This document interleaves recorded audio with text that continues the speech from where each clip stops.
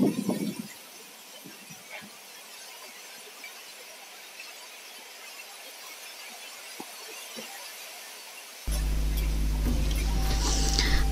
আলাইকুম, কেমন আছেন সবাই? আশা করছি আল্লাহর রহমতে সবাই অনেক ভালো আছেন। আর আজকে আমি সকাল থেকে আমার ব্লগটা শুরু করে দিলাম।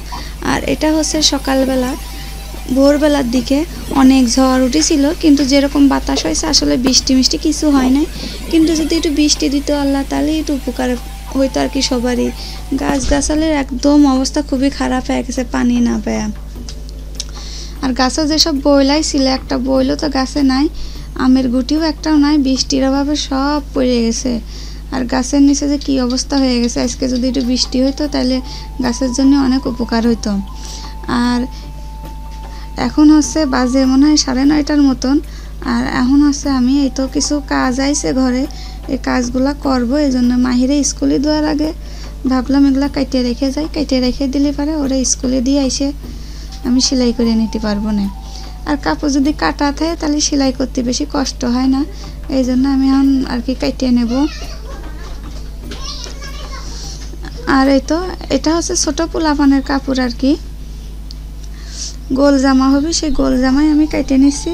আর এই যা কিন্তু আমি কিছু শিখেছি না, কারণ আমি যেহেতু আমার ব্লগ করি আর আমার ব্লগের মধ্যে এই কাজগুলো পরে যেগুলো এগুলো আমি ঘরে করি।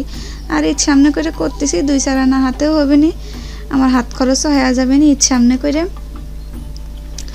আর বাড়িতে থেকে বসে থাকে তো কোনো লাভ নাই, যেহেতু টুকটাক কাম পারি একটু করে নিলে পারে নিজেরই সুবিধা হয়। আর এই কাজ কিন্তু আমি ইউটিউব দেখেই শিখেছিলাম, ইউটিউব দেখে শিখে এখন মাশাআল্লাহ অর্ডারি কাজ ভালোই করি। আপনারা দোয়া করবেন আমি যেন সামনের দিকে আরও আগায় যেতে পারি। আর এসব কামের জন্য আসলে আমি ইউটিউবে খুব একটা সময় দিতে পারি না, অন্যের ভিডিও দেখতে পারি না, বাড়ির কাজ কাম তারপরে মেশিনের কাজ কাম, খুব একটা ইউটিউবে আর কি অন্যের ভিডিও আগে যেরকম করে দেখতাম ওই রকম করে দেখতে পারি না। এখন যারা আমার ভিডিওগুলো দেখে দেয় আমি তারগুলো আর কি দেখে দিয়ে আসি। আর সারাদিন তো কাপড় চোপড় সেলাই করা নিয়েই ব্যস্ত ছিলাম। আর এখন হচ্ছে সন্ধ্যার সময় ইফতারি রেডি করতেছি।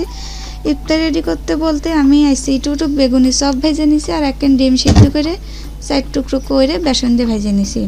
আর আমার হাতে দেখতেই পেলেন যে স্প্রের বোতল, আমি ইউটিউবে দেখেছিলাম যে পুদিনা পাতা তারপরে লেবু চটকা স্প্রাইট ঢেলে খাচ্ছে, কি ফাইন লাগে।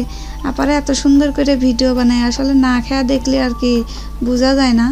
তা আমি সারাদিন রোজা রেখে আমি ভাবছিলাম কি মনে হয় কি ফাইন লাগবে নি। ফ্রিজে যেহেতু ছিল নতুন বোতল, মনির আব্বু আইছিল বলে গেছিলাম যে কিনে দিয়ে যাও, পরে কিনে দিছিল, আমার আর খাওয়ার সময় হয় নাই।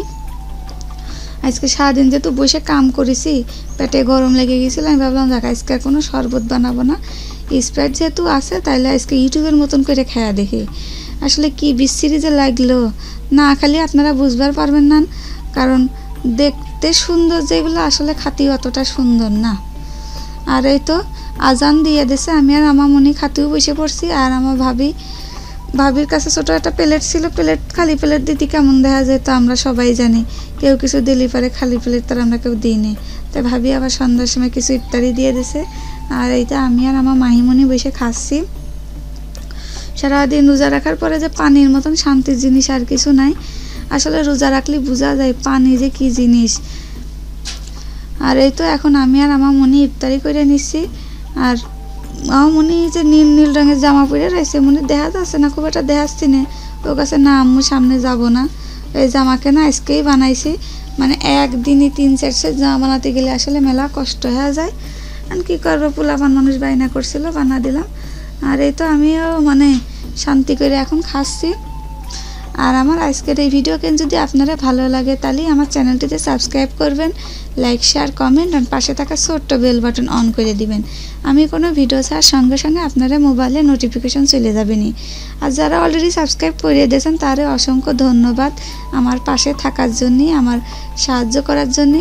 আর আজকের মতন আমি এই জায়গাতেই বিদায় নিচ্ছি। আল্লাহ হাফেজ, আসসালামু আলাইকুম।